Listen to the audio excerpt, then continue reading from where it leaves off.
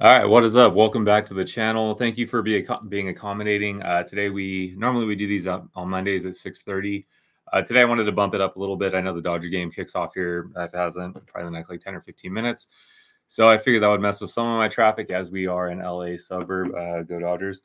But yeah, I would like to wrap this up a little bit earlier today and be able to hop on and watch some Dodger baseball. I'm doing this one a little bit different than normal. Usually I have somebody on with me, but wanted to try and do one of these alone, kind of go over some uh, things I'm seeing in the market, some issues, some good things, some bad things.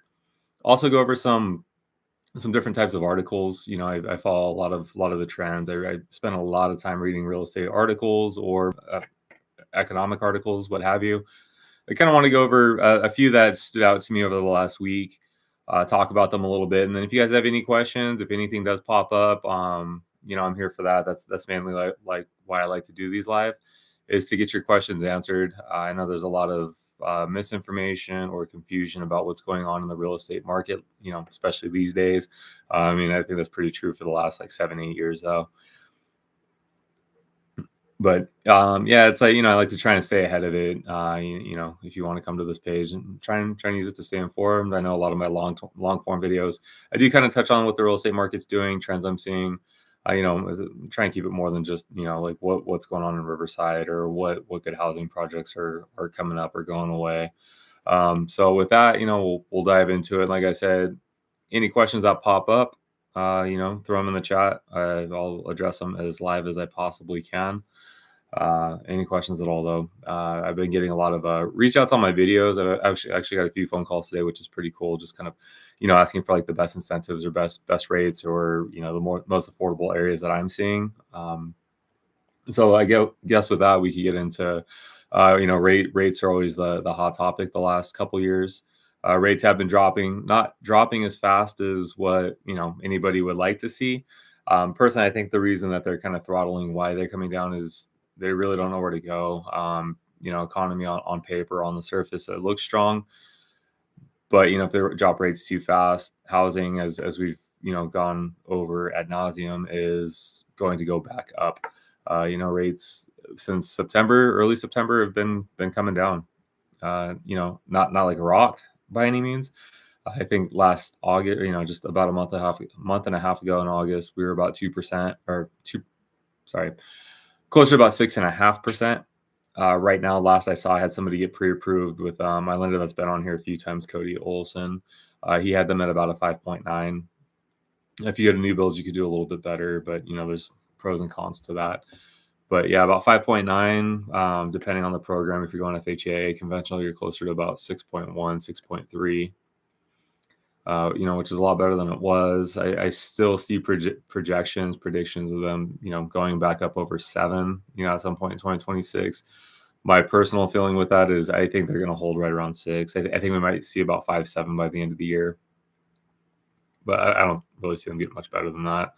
Depending on what happens with, stock market, employment, 10-year treasury, or sorry, 10-year bonds. We could probably be 5.5, 5.25 maybe late next year, but I don't want to be the one to say that's going to happen because I just really don't believe it. Yeah, so rates are held and steady, coming down. I know there's a day or two a week where they kind of pop back up and create a lot of confusion and kind of make things somewhat alarming. But those are rates. We've covered that like crazy.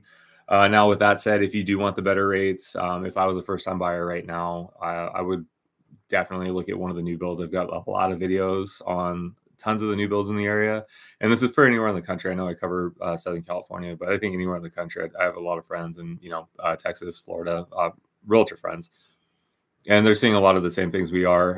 Some of the builders offer a little bit different. Usually we're pretty right there with where incentives are. I've seen some good ones roll out in Florida. I think that we might have those here in California at some point, but their down payment assistance with, I think the rate was, I want to say 5.5, which is insane. Down payment assistance at a lot of the new builds I've been seeing out here are like 5.8, 5.9, which honestly isn't the worst thing in the world. I was pricing Cal HFA on resale homes. Cal HFA, if you don't know, is down payment assistance. In California, usually it's about a 0.5% to maybe about 0.75% higher than your typical loans. Cal Halfa, prior to everything going crazy, was one of my best loan programs for first time buyers or people barely getting in. But for a long time, it was around like 7.5. Right now, I think it's about 6.5 is what I saw it priced at. Here's my cat. But yeah, Cal Halfa's a good one. But if you're looking at new builds, contact me to see. Like, I'm pretty tied in. I get a lot of communications from the new builders. They want us out there pushing their products, their sales from. I will have a video. I think it's going to come out either this Thursday, about some new builds in Riverside, starting at about 550. They're right off Van Buren, so a lot of folks looking at, moving out here from like Orange County. Let me see what my settings are on this. Okay. Moving out from Orange County or LA, I think that's a really good option because it keeps you really close to that 15 freeway, really close to Corona or even Loma Linda. Sorry, Yorba Linda, not Loma Linda.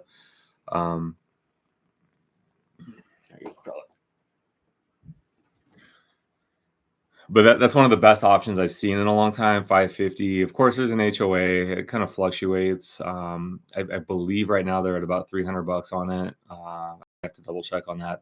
Like I said, full video that'll be out. I'm planning on that one coming out Thursday. I have another Moreno Valley one that I shot about a week ago that I wanted to get out. I think this Riverside one might be better for most folks. And those are Century. If you want information on those prior, I have a few short form videos on my other platforms. I don't post a short form on YouTube. I know it kind of messes with my algorithm. But if you want information on those, shoot me a message. I'll get all that information over to you ASAP. Where were we with that? Oh, new builds.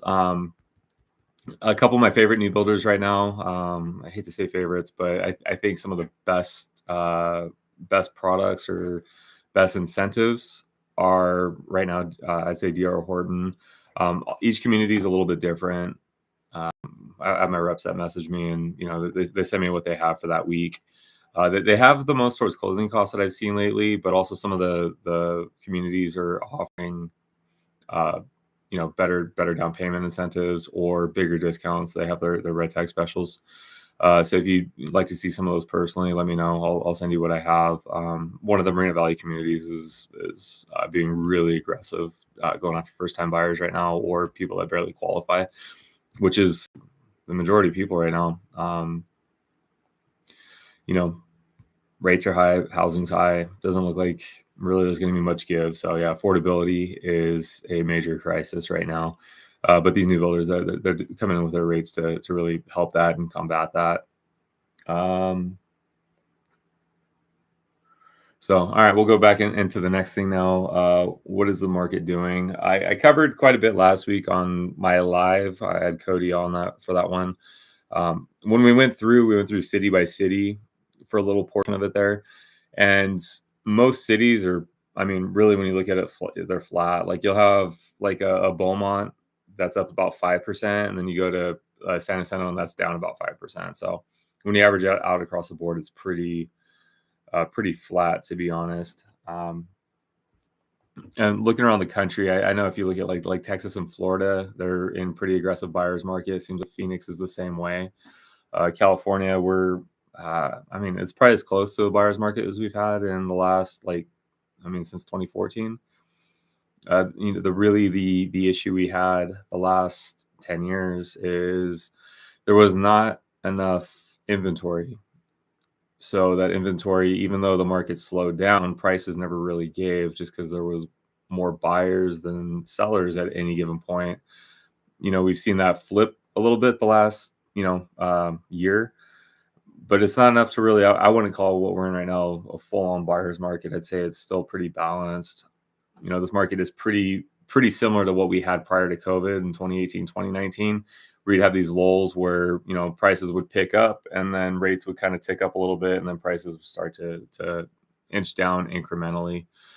So I think we're kind of in that. We're not used to seeing it, so I think a lot of agents, a lot of consumers don't really know how to navigate it, just because the news around the business for the last, I mean, we'll say 5 years, five and a half, really, has been how hard it is to get a house and how aggressive other buyers are being. I had a couple open houses myself and my team.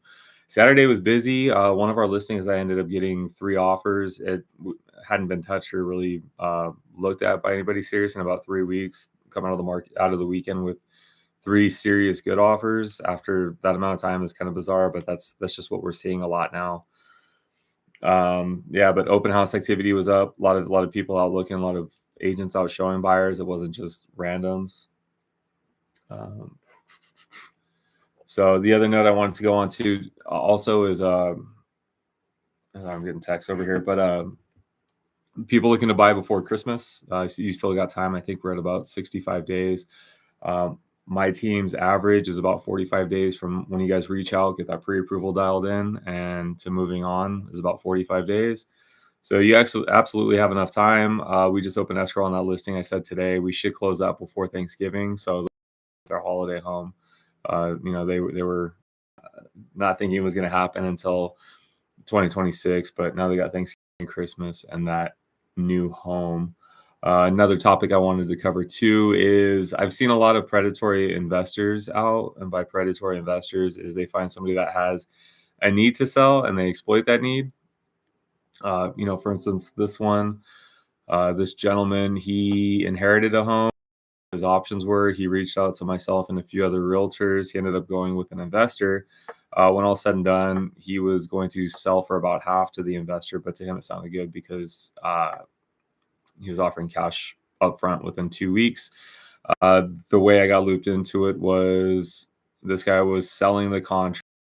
Else that guy backed out, so seller inheritor, he was promised a check for I'm not going to say exactly how much, but let's say $50,000. That check never came. This investor was holding the contract, basically holding the home hostage so he couldn't market it to anybody else. That investor backed out. That's why he called me. We had talked before. So now he's trying to get out of that contract and he'll net his full amount, which is about a little over double what the investor offered him. So if you are in a bind or that's something where you're at, reach out to myself or another realtor you trust, and our job is to really net you as much as possible or show you your best options. Putting it on the market and waiting 2 to 3 months isn't always your best option. Accepting the first thing that comes in isn't your best option. Selling it right now isn't always your best option. Sometimes it's better to wait a couple months.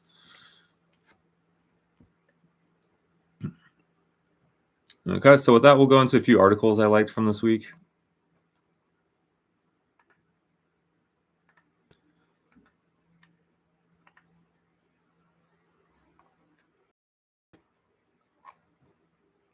Okay, so a big issue that we are seeing in the business is the government shutdown. It's not destroying things the way people would I would think, but it is definitely affecting the business. Now she does not know whether to keep going. I think both sides are kind of playing chicken or however you want to feel with it. But it is definitely affecting folks. For some of these first time buyers just looking to get in, they want to buy a house, but they don't know how stable or secure their actual job is. So, should they keep looking or should they stay where they're at and, kind of sit on the money that they save, because who knows if they're going to have to blow through it for, other necessities, other bills, what have you.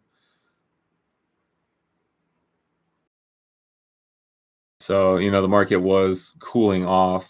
So this is affecting things. So I think the the more damage it's going to do. But like I said, kind of in the beginning, we really haven't seen drop off. If you ask me, I think things are actually picking up a little bit, and I have been predicting that for a while. Yeah, I've said before, I've noticed that the spring markets, the last 3 or 4 years, and we really didn't see that busy spring market until about August. we're about October now. Things stayed pretty calm, pretty stable through August, September. So it makes sense that October, November might be our busy months this year.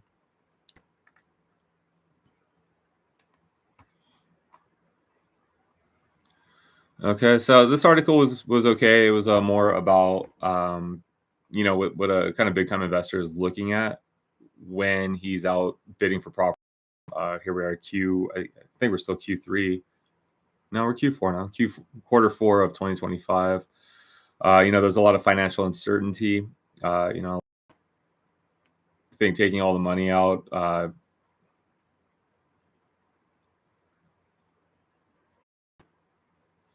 lot of people think kind of sitting on cash can kind of help them.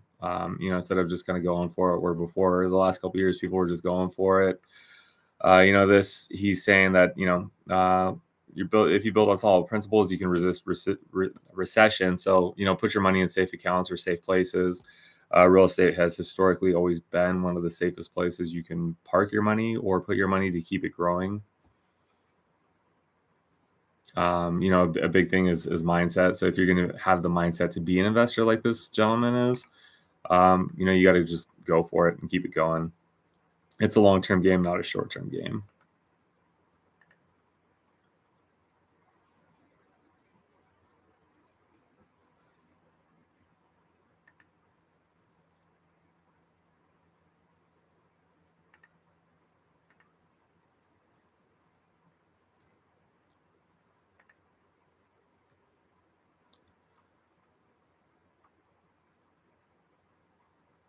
Okay, and this article was a little contrary to a lot of the other stuff that we've been talking about. Um, Through the year, real estate's up about 1%. Going through June, it was up 3%, and with what it's been doing the last 3 months, it's come down to a point where it's still up 1% over the year. So coming down 2% over 4 months isn't it's not really earth-shattering news. Definitely not enough to move the needle and say that we're in a recession. This article, they're talking about home sales being up 20% over the last month, which as I've been talking about with the rates, things are picking up. The market is definitely moving. I'm not saying it's moving aggressively, but it is definitely moving. One of the big misconceptions, and actually what I see a lot of escrows falling out over, is sellers and buyers just not agreeing on repairs.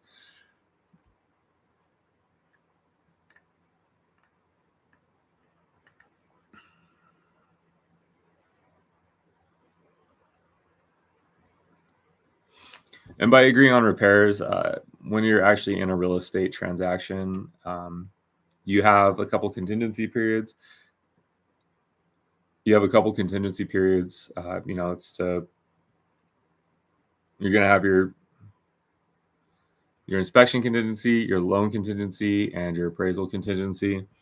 The big one I see beating people up a lot right now, honestly, it's loan, but I'm seeing the inspection contingency be a much bigger sticking issue than it was in the past. And I get it. You're paying right now top dollar. Next year, that could not be the same. Top dollar as far as home, and top dollar as far as perceived rates. So you want to make sure you're getting into the home you want, and not where you're not going to have a lot of detriment or a lot of issues down the road. So I think a lot of people selling right now are people that bought like in the 2019, 2020, 2021 time, where people were just throwing those contingencies out the window. Literally, they're writing contracts, not asking for anything, just saying, okay, we're cool passing on this. So they have a much different outlook than today's buyers. Today's buyers, where they can afford to be a little pickier or afford to wait to see what they're going to get, so that way they can get what they want. So I think sellers are just having a hard time coming to terms with that.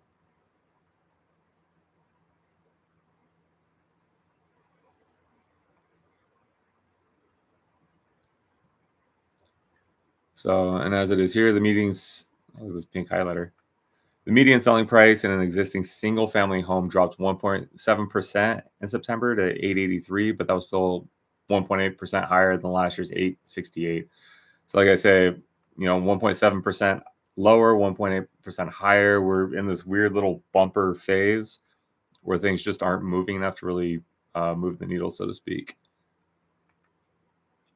So, but in Los Angeles County, median price was up in September from the year before. So, historically, home prices go up about 5% a year. This is right in line with that. September 2025 is 5% higher than September 2024. Orange County, on the other hand, only went up about 1.2%. But check out that sales price in Orange County. That is quite a bit higher than Riverside. We're right around 600,000. You can see why a lot of people are coming here. All right, on to the next.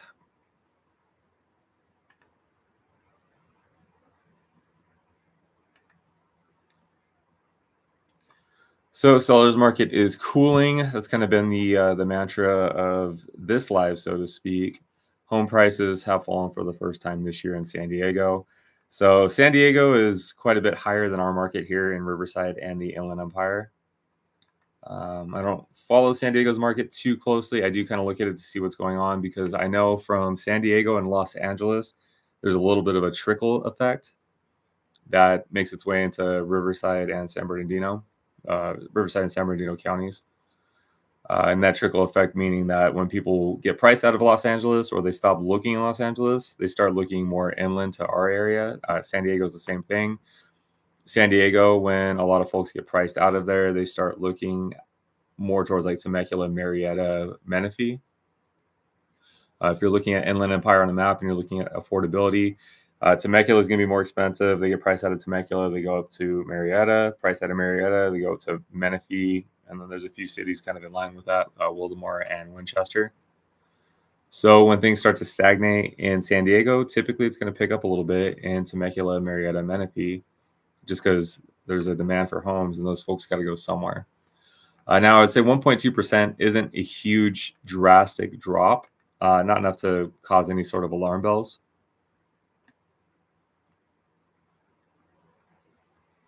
Home sales remained at historic lows in August, but did pick up slightly. 2,400 sales, and that was up 2.4% from the same time last year. Quick math on that, 24%. So there was probably about 1,800. 2.4%. That's not a big difference. So it's probably about 2,100 sales last year, same time. Not a huge difference, but that is good news for sellers out there.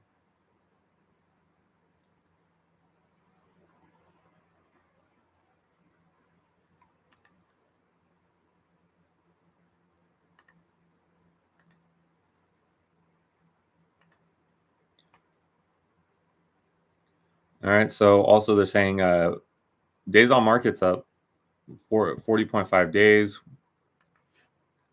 which is quite a bit. I think the average out here, depending on the area, is usually about 28 days right now. That's up quite a bit.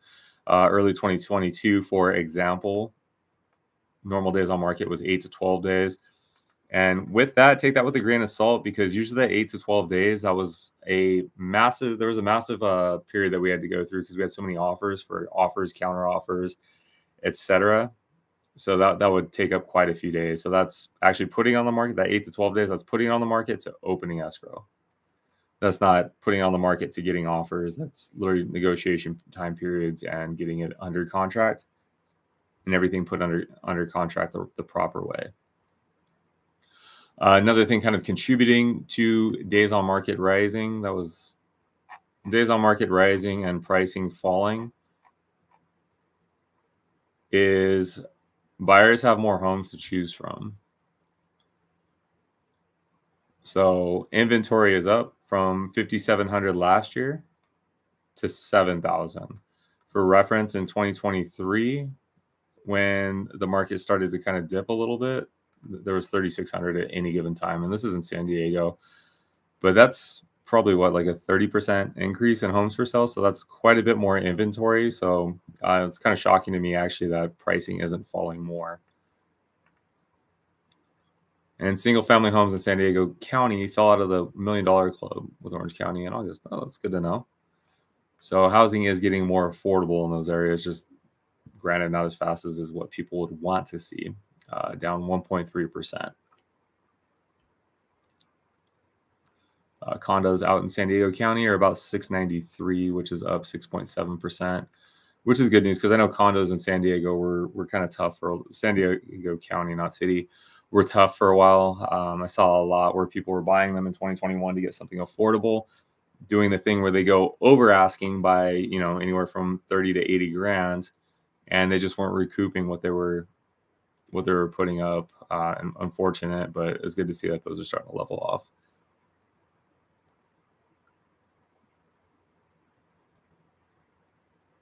A recent drop in rates has been celebrated by agents, yeah, of course. But home buyers are starting to re-examine the market with the lower rates, which is going to mean a lot of agents or a lot of home buyers are potentially re-entering the market. Things have been so expensive the last several months that as rates went up, more and more home buyers would get priced out of a home. But as rates come down, those home buyers that kind of had their hopes and dreams crushed by being priced out of the market are able to re-enter because those monthly payments are coming to about the same. Buyers could save about 40,000 over the life of a 30-year loan. Okay, so when rates are coming down, you get a lot more buying power for about every 0.5%, depending on where you're looking. If you come down about 0.5%, you're looking at probably about 40,000 to 55,000 in purchasing power. So if you're approved for a $600,000 house, rates come down about 5%. Now you could be looking right around 650. Opens a lot more options. Maybe that extra bedroom, maybe that swimming pool, maybe that bigger lot with a 3-car garage. But it does open options.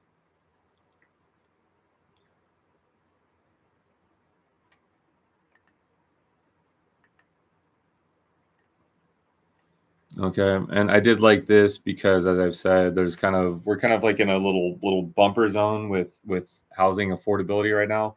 It's not way up, it's not way down. Los Angeles here, they're pointing out that it's down 1.8% and up 1.5%, so it's pretty flat. Orange County dropped about 2.2%, and they're flat year over year, meaning this time last year they were right around the same median price of about $1.15 million. Riverside is down 0.7% and down 0.8% annually, so about down 1.5% for the year. So on a $600,000 house at the beginning of the year, or let's say a year ago, $600,000 house, you're at about 598,000 roughly. So not a huge. No, I'm sorry, my math is wrong on that one. On a $600,000 house, you'd be closer to about 593 this time versus last year. San Diego is pretty much unchanged. It's down 1%. So on that $520,000 house, this time last year, it was about 522,500. Not a huge difference. As far as monthly payment, that's $2,500. That's probably about $8 a month. San Diego, monthly drop of 1.2% to a median of 8, but let's call it 890. But they're up 1.7 from the year. So they pretty much washed out their gains in the last month. Ventura County, I don't really go out there too much, but if you live out there or you're looking out that way, I have a few fantastic agents I can hook you up with. A monthly drop for the month dropped 2.5%, that's actually huge. And they're down 3.9. So Ventura County, as far as California, is getting their butts kicked.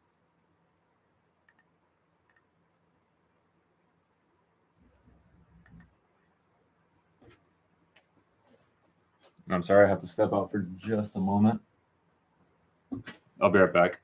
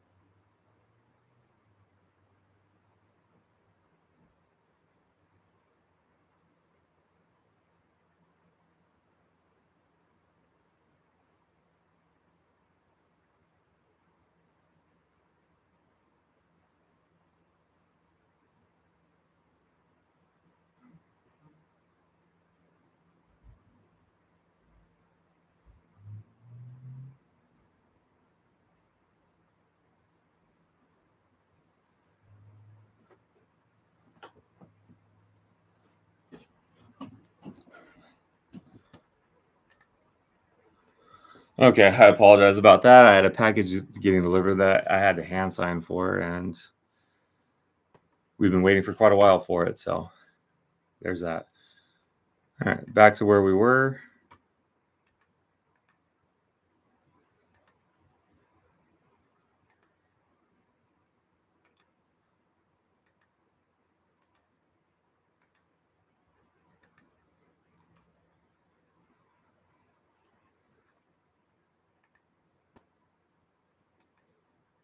There it is. Okay.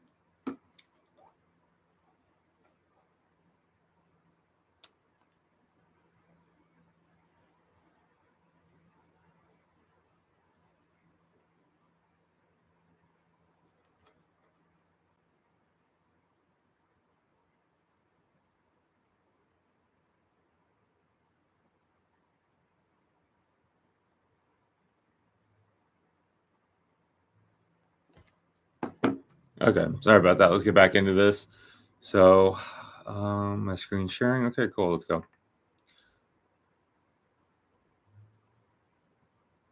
All right. So I like this graphic here because it shows the median prices, what your monthly payment means, and sales.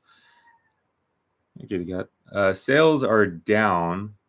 Uh, okay, so you got 2005, 2015, 2025.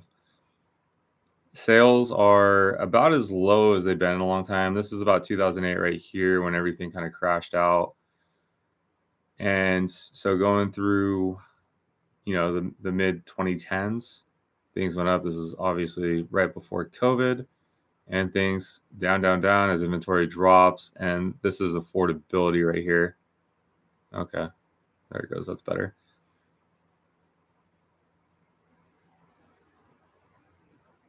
So now median prices, obviously '05. This is the crash right here. This is about '08, '09. Boom, boom, boom. Median price just keeps climbing, just contrary to what people think or what the powers that be are telling us. And monthly payments. Thing I don't like about this graph is showing monthly payment with a 20% down. Not most folks are doing that these days. We're seeing it here and there, but usually when I show them the option of how much of a difference that's actually going to make, they elect to go with more of a 3.5% down option. So monthly payments, these are kind of those crazy times right after '05 through about '08 recession hits here. This is when affordability really rose. Average prices dropped quite a bit. So obviously the monthly payments are going to go lower and incrementally go back up. So yes, you're seeing that right. $4,000 a month. A lot of people are paying over $4,000 a month. If you're looking at a new build with, more of a or if you're looking at any house right now and you're over 600,000 with a 6% rate, your payment's going to be probably about 4,200. So yeah, you're reading that right. You can see unaffordability just skyrocket in these two. Just as pricing goes up, rates go up. Right about this period here is where those rates, went from those 3% to about the 6%. It didn't really do. Actually, you're probably closer to here. Didn't really do much to the average sales price. I think in my area when I saw the numbers and finally, we saw the bottom of that, they went down about 5 to 8%. Wild.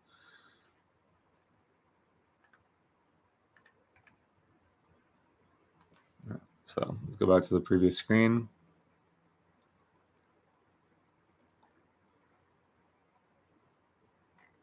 And that concludes that article.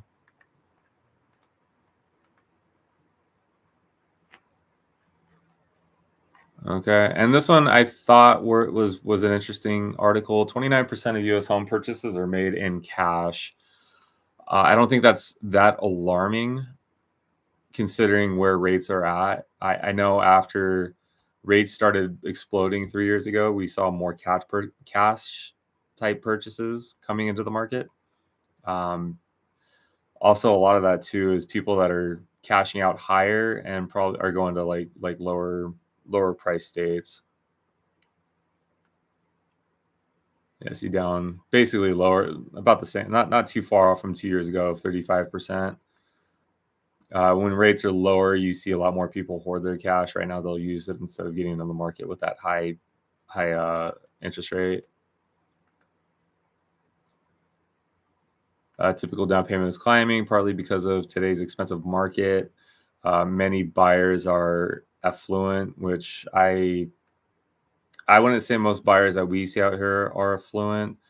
But if you're buying $1 million property or over $1 million, which is not what it used to be, you're gonna have to come from some sort of affluence, or you're gonna need a lot of help. If you're thinking 3.5% down payment on a house that's $1 million, that's $35,000 down plus your closing costs, which you're going to be close to about like $45,000-$50,000. Not a lot of folks have that. So average down payments are sitting at about $70,000. So if you take average sales price, what did we just say, $1 million? You're just doing FHA, which you can't really do on over $1 million. You're going to be coming in with a 5% conventional, so that's about a $3.5 million home, up 19%. So up from probably about 60,000 last year. Cash payments are most common in Florida. Down payments are biggest in the Bay Area and Southern California. And if you watch my channel, I don't talk too much about the Bay Area, but a lot of areas of Southern California, Los Angeles, Orange County, the average sales price is going to be about 1.2 million. That $70,000 makes a lot of sense in those areas because you're going to be coming in with a jumbo or conventional loan typically, which starts at about 5%. So on $1 million, 5%, yeah, you're right around 70,000.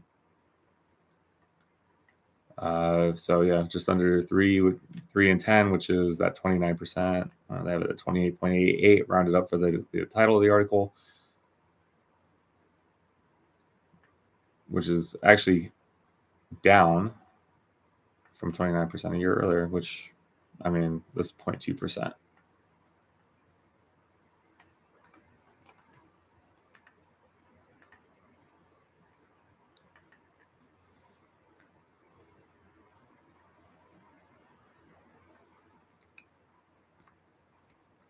So down payment data is limited to home purchases for which buyers took a mortgage.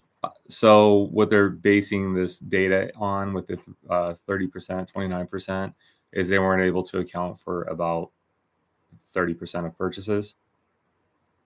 And yeah, obviously all cash purchase is one in which there is no mortgage loan information on the deed. Prevalence of all cash payments peaked at nearly 35% in late 2023 and early 2024. And as I've discussed ad nauseum, it's because mortgage rates peaked in the high 7% range during that time. And also during that time, we really thought we were going to see 9% rates. There was a lot of talk and a lot of chatter within the business about how bad it was going to get and where they were going to go. So when you're coming from a 3% mortgage world and you see 7%, it almost doesn't make as much sense to hang on to that cash. Put your cash on the market, let the market do its thing. And at that time, if you want to refinance and put that cash into something else, and this is more from an investor world, take that cash out of your home for a lower rate, put it into something else, another type of investment or more real estate. When mortgage rates came down from that peak, all cash payments became less common, which meant lower interest rates.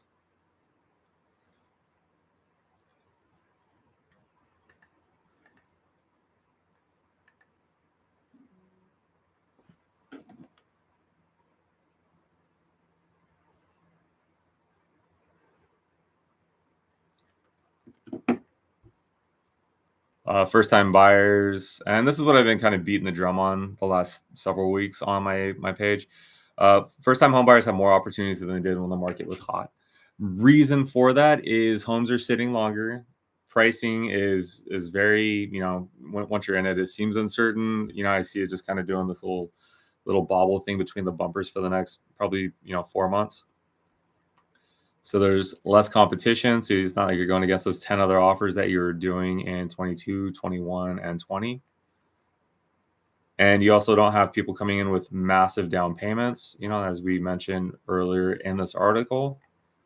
So a lot more people are coming in with that 3.5%. I'm seeing a lot of people with 20% that elect to go 3.5. You don't have as much competition. So you're able to take a breath, think more clearly about where you want to live and the type of house you want, and be a little bit pickier, which you should be. It's your, not always your forever home, but it's going to be one of the biggest investments that you ever make. So you can make an offer and be a little more aggressive and feel comfortable with it. Even if it's below asking price, there's a chance the seller will accept. To piggyback on that and to maybe build on that, even if you're not coming in low, there's an option that you could get them to help with closing costs. You could, get more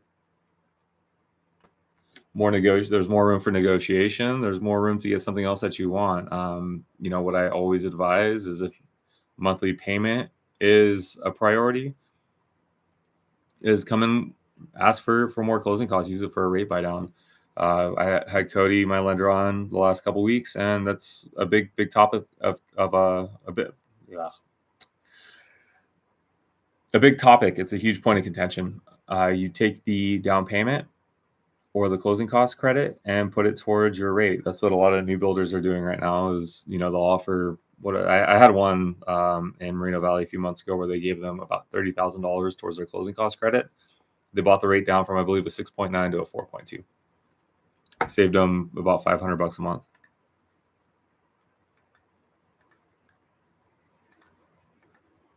All right, so let's keep rolling with this. So average down payment was 70%, which is up 6.1% year over year. When you get into certain areas, you don't have that 3.5% option, depending on the price point you're looking at, because that is capped. So you end up going with more of a 5% conventional. I like this little infographic here. It's showing the down payment is going up and up and up, or average down payment. So in percentage terms, typical down payment was equal to 18.6% of the purchase price from 17. So it's about up 1% from last year. I'm sorry, from 2013. Typical U.S. home buyer makes 19% down payment. So one of the reasons also for the higher down payment is people looking to make their monthly payment a little bit more palatable.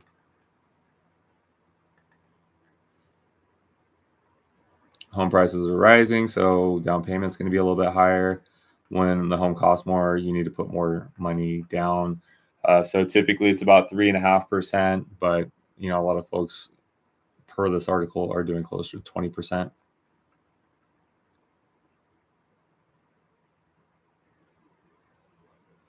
Down payment growth is outpacing home price growth, mainly because when housing costs are high, like they are now, affluent people with the means to make bigger down payments are more likely to buy homes. I don't want people to read this and get discouraged by that affluence word. I help people of all backgrounds, all walks of life get into homes. It's not just the rich or the wealthy. It's also likely that some wealthy Americans are making large down payments rather than paying cash as mortgages gradually decline. So they're hedging. They're using the higher down payment to buy down their monthly, counting on rates coming down and pricing going up to either refi or do a second, or take that cash and put it somewhere else.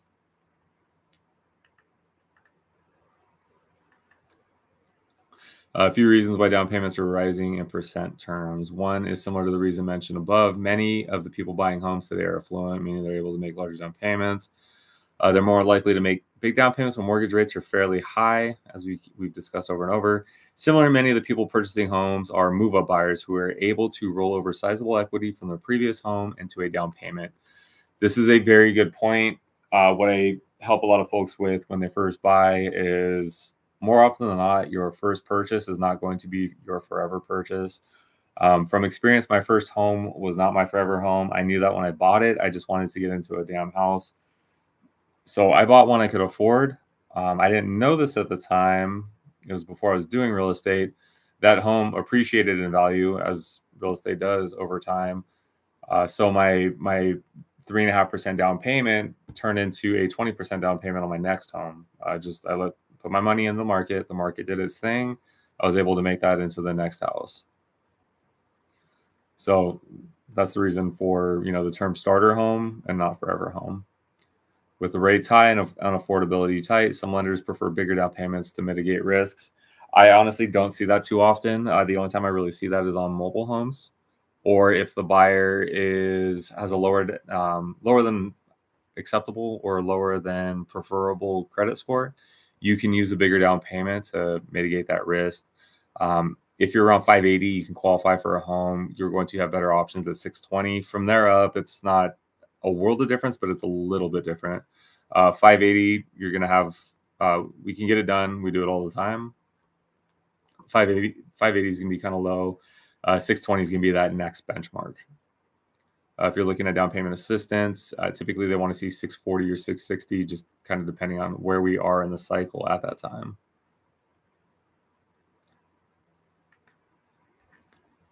All right, so with the housing market in a downturn, I don't agree with that term, and we have gone in these over it ad nauseum in these last several articles. People who are buying are those who are financially comfortable, secure in their jobs, and have money ready and waiting in the bank for a down payment.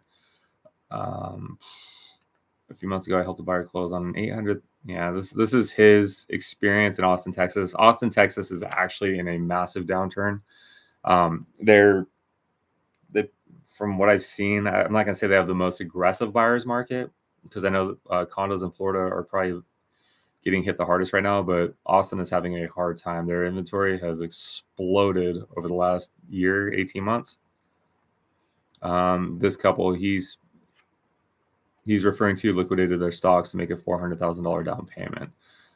If they have that much in stocks that they're willing to liquidate, I will say that is about as close to affluent as you're going to get. We don't see that too often here in Riverside, California.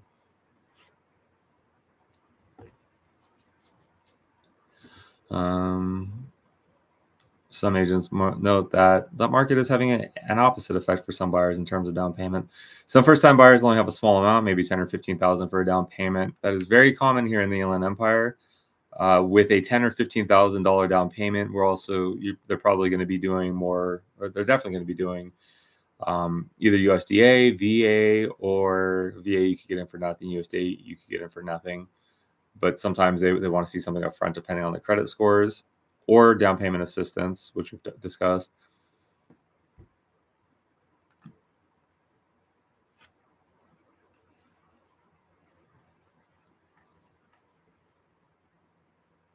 So all cash purchases, most prevalent in West Palm Beach, where almost half of all purchases is Cleveland and Miami. Reason I'll say for Palm Beach being all cash, those are definitely more affluent areas. A lot of folks buying second and third homes there. Cleveland being all cash, the outskirts of Cleveland, there are actually hotbeds for investors there, where you can still get homes for, I haven't looked in a while, but about 120,000. Buy those for 120,000, turn around, rent it out for about $1,200 a month.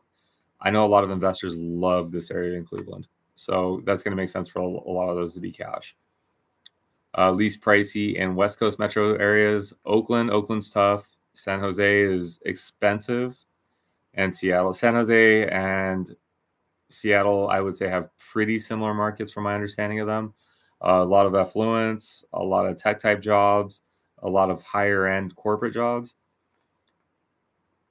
Oakland, from what I've seen with Oakland, it's not the most friendly place to buy a home. I actually have a client I'm working with in Oakland right now, and we're shopping it to investors, and even that is not as there's a lot more red tape than I understood there would be. Share homes purchase and cash rose, and half the metros in this analysis, with the biggest increases in Baltimore, Riverside, and Providence, Rhode Island. The share declined most in Milwaukee, New York, and Cincinnati. Speaking of Riverside, or being able to speak to Riverside, there's a lot of areas in Riverside County that go more towards investors. Those areas off the top of my head, Blythe. There's a few articles I've seen about Blythe recently being an investor hotbed. Desert Hot Springs. Also San Jacinto, a couple of the new build communities I looked at out there that I've been in contact with. They actually had half the homes being sold to investors, which was not common before. Counter that point, in Beaumont, there was a few investor communities, or they tried to make investor communities to the point where the builder had to step in and say, we're not accepting any more investors because too many of those homes are going to be rentals.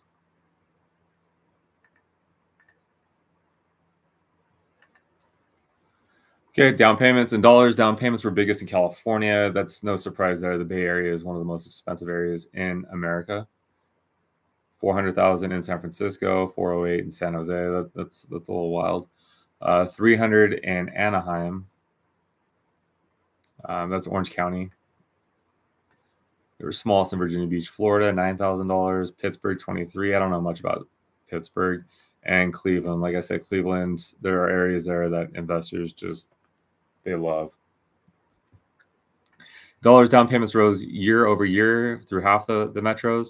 Biggest declines were Riverside, Seattle, and Denver. Seattle and Denver are very expensive areas. Denver, from what I understand, their market's a lot similar to ours here in Riverside. In percent terms, California also takes the cake in terms of biggest down payments, as we just talked about. Those, where they go, San Jose and San Francisco. Yeah, those are very expensive areas. In percent terms, down payments rose in 28 of the metros in this analysis. The biggest increases were in Providence, Orlando, and Columbus. Biggest declines were in Miami, Denver, and Warren, Michigan. I know nothing about Warren, Michigan's market. If you're watching from there, shoot me a message if you want to collab on something.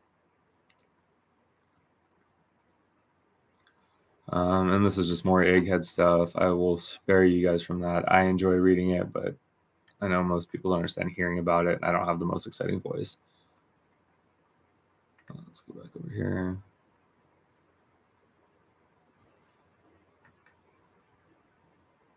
All right. So, and this was another article I saw, and this title really grabbed me. Southern California housing market booms with strong sales across counties. So, as a long-term, whatever, I can tell you it's more than individual success. It's a collective wave of activity. I can speak to that from the last couple of weeks. September's data from the California Association of Realtors showed a welcome rebound across the state, and Southern California in particular is shining. Sales jumped 11.3% compared to the previous year. I think we just saw some. That's going to depend on what area you're looking at. Several factors are contributing to the exciting surge.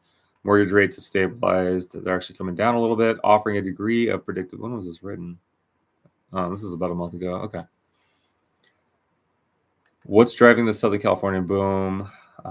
Closer look at the counties. Los Angeles, a 2.4% increase. So this would be August to September of this year.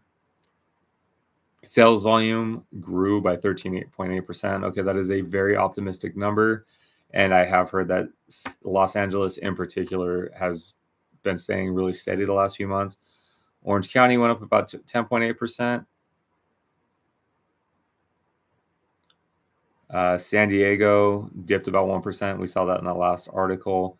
Riverside saw about a 3.1% increase. And this was interesting to me. Riverside and San Bernardino, that makes up the Inland Empire.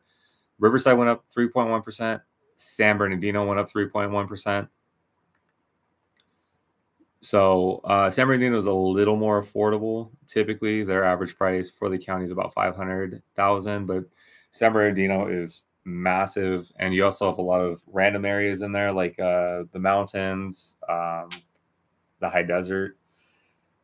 Riverside average price, median price is about $624.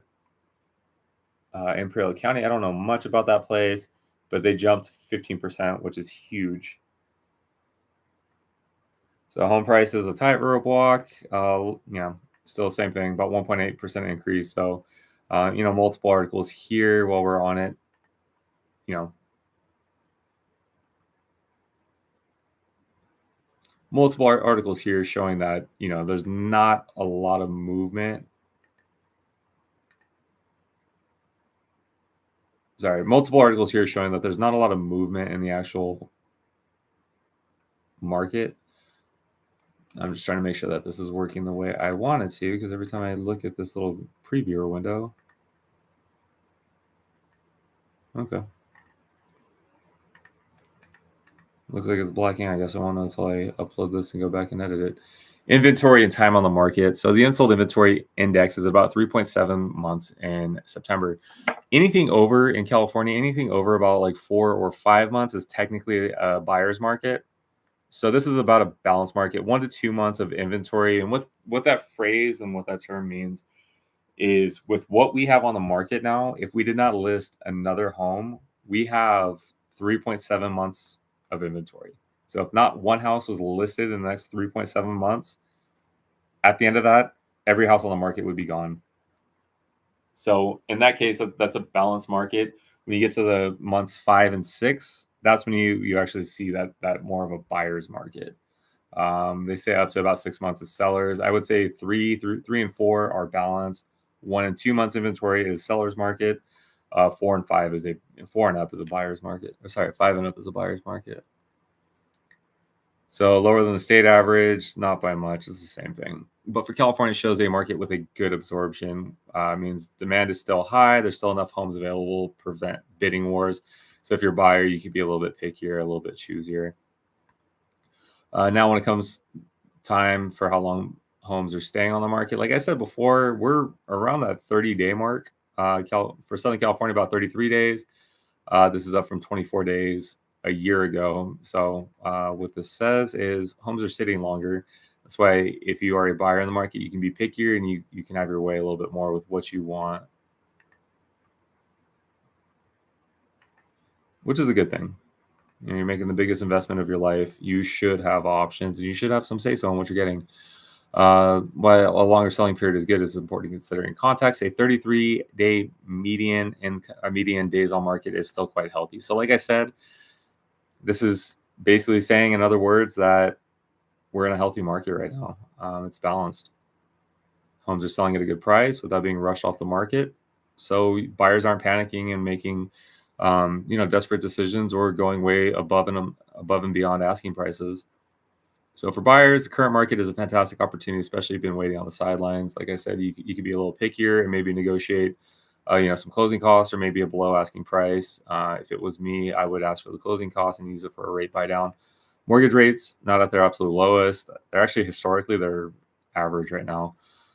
Up until about the early 2010s, the average rate was about six and a quarter. The early 2010s, to stimulate spending, to stimulate buyers to come back into the market. That's when you started seeing those 4% rates. That was not very common at all until that time. Sellers, exciting time to put your home on the market, or excellent time. There's still a strong demand, healthy sales pace. So sales are, staying pretty steady.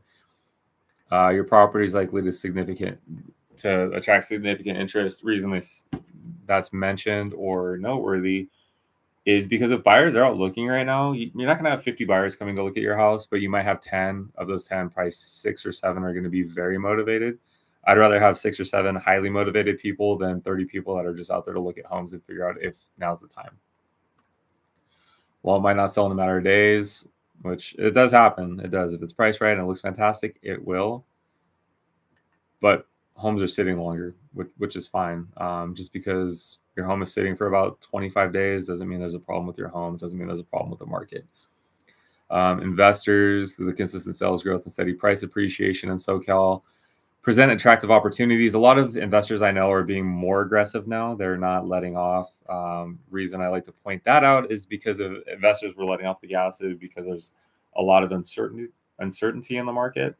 So they're waiting to see what's going to happen. If they're still flipping homes, turning over homes, it means that they're optimistic about where things are going.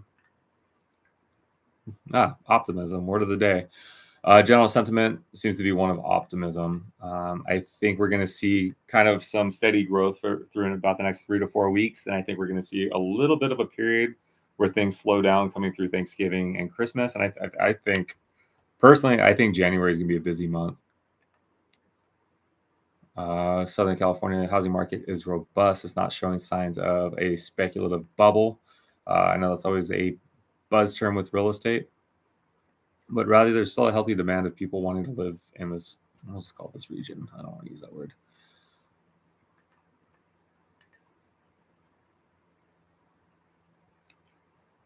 Okay, so I did have one more article. Actually, no, I did not. No, I did. Okay. This one I really like because I think this is very common right now. Sellers are getting ghosted. 15% of home buying contracts were canceled in September. I visit a lot of new builds. I spend, several hours a week just going to new builds, touring communities, making content, which, keeps this fun page going and thriving and rolling for me. One of my questions I like to ask my new builders, I ask this to everybody in the business outside of being just a realtor. What are you guys seeing out there? Are homes getting to the finish line? Are cancellations up? I have noticed the last couple months, I'm I have to drag the information out of a lot of people because when they want to keep it posy and upbeat. But there's a lot of contracts being canceled. I had a listing about a month or two ago. We filed an escrow 3 times. That's not fun for anybody. Nothing the seller can do. Is just, we're limited on the offers we're getting, and one of them, the buyer was shopping us against other people. I think they wrote, I found out later, on 5 different properties. The other one, buyer lost her job due to government contracts. Another one, buyer got us under contract and then just disappeared. We never heard from him again. I don't know if it was payment shock. I don't know what it was. Unfortunately, that agent wasn't the best communicator and just would not be very open. I don't know if they're having a hard time with their buyer or if they're embarrassed. So 15% of home buyers. So that's going to be 15% of escrows having this issue. Based on a Redfin analysis of MLS pending data. So what they're looking at is once a home goes under contract, is it coming back on the market or is it making it to close? Home buyers are ghosting in higher parts of the country, mostly in Florida and Texas. As I mentioned before, Florida and Texas, certain areas are having a very hard time right now. Riverside actually did show up on this. Pending sales that fell out of contract. Riverside, California, that's where we focus a lot on this page. 17.9%, and that's up 0.5% from 2024. So we're saying 17.9 in 2025. In 2024, it was 17.4. So that's not a drastic variation. It's always going to happen. Every market's going to see homes fall out of escrow. Every market's going to see homes expire. And expire meaning that they went on the market and never ended up selling. And the contract with the agent ran out before they were able to sell the home. All right. So reason for this, mainly because each party has different expectations for the deal and aren't willing to compromise. That's especially true when it comes to concessions and repairs. I've kind of been beating this drum since we jumped on this live. Concessions and repairs. So a lot of people, that purchased in that 2020 to 2022 time, they were just doing whatever they could to get into the home. That meant looking the other way on, certain issues or repairs. So a lot of those folks have that kind of mentality, and I've seen this a lot. They get that, well, I bought it this way, why should I have to fix it? I know it sounds kind of unrealistic, but that is the sentiment with a lot of home sellers. So in a market where home prices and mortgage rates are high and competition is low, buyers want the home they buy to be perfect, rightfully so. Sellers, for their part, want to get the money that they have in mind and avoid losing money on the deal. Some sellers who bought during the pandemic may also need to sell their home for a certain price to avoid taking a loss and are unwilling to negotiate. In Southern California, I don't see that very often. I'm seeing, short sales pop up, here and there where that wasn't a thing for about 4 years. Sellers who bought during the pandemic may also need to sell for a certain price. Reason I would agree with that is because I know a lot of folks were taking equity or taking money out of their 401k in retirement and putting it into the home. The way that works is they put you on a repayment plan after. so they have to repay that at some point. Also, a lot of these folks have rates at about 2.5%, 3%. They need as much money as they can to buy that rate down on the next home. The way around that is some of the new builds, not all the new builds, but some of them. A lot of buyer's remorse. That actually did happen a lot after 22.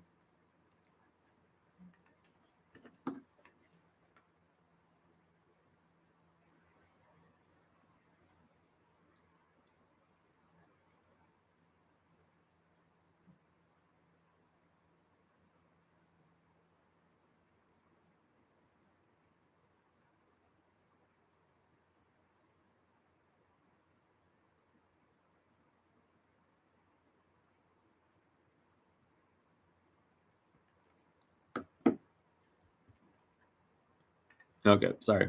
A lot of buyer's remorse. Buyers make an offer, then they start worrying if they could have found a better deal or an even better home because there are more home sellers than buyers in the market.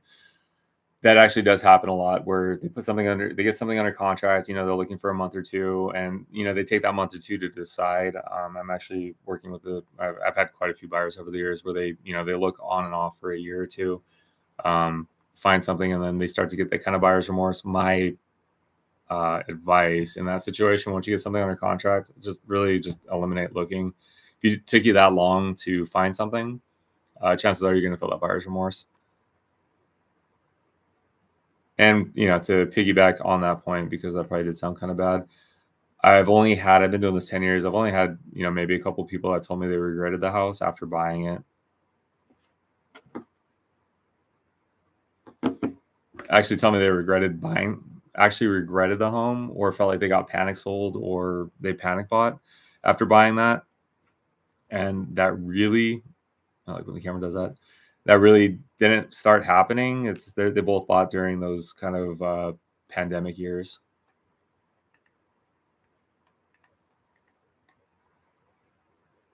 And one of the points I wanted to point out, most contracts that fall through do so during the inspection period. Neither side is willing to compromise. Negotiation and home purchase agreements often break down before closing. And that was about 70% of the deals that they saw in that situation. I will end it with that, or I will wrap up this portion with that.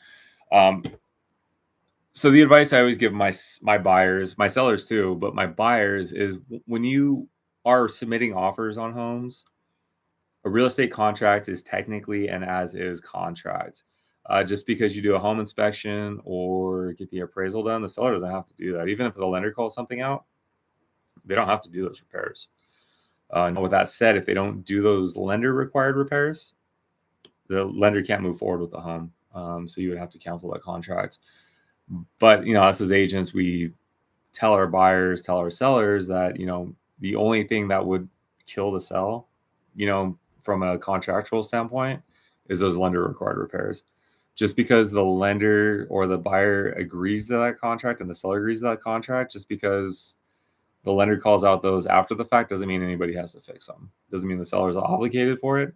Now, with that said, typically the seller, it's in their best interest to do that, to get it done, just because that issue is going to come up with the next set of buyers. Now, from the buying side, once you get that home inspection, it's informational only, meaning that just because that information is out there doesn't mean the seller has to do any of those repairs. The only thing he would really have to do to get the contract to the finish line is the lender required repairs. The home inspection itself is informational for the buyer. A lot of times out here in Riverside, Moreno Valley, Inland Empire, you're looking at homes that are 20, 30, 40 years old. That's a long time for people moving in and out. That's a lot of time for deferred maintenance type issues. So things are going to come up. Doesn't matter how perfect the home is. I've had new builds that have issues come up. It's a big structure with a lot going on it. That's going to happen. So I guess that's a good place to end. For those of you that watched, or those of you that stuck around to the end, thank you so much for that. It does mean a lot to me. I'm going to keep doing these every Monday. I should be on again next Monday, 6:30. If you have any questions you want to answer, feel free to shoot them here. Text me, email me. I'll cover them on the next live. If there's anything you want to reach out for yourself specifically, or to game plan for yourself, or find out if a move out to Riverside, Moreno Valley, the Inland Empire is in your best interest, reach out. I'm not a pressure guy. I'll talk you through it. I'll share my experiences. Um, maybe help you find the best city or best areas for yourself and your family. But again, thank you guys for watching. It means the world to me. I'll catch you on the next one. Bye.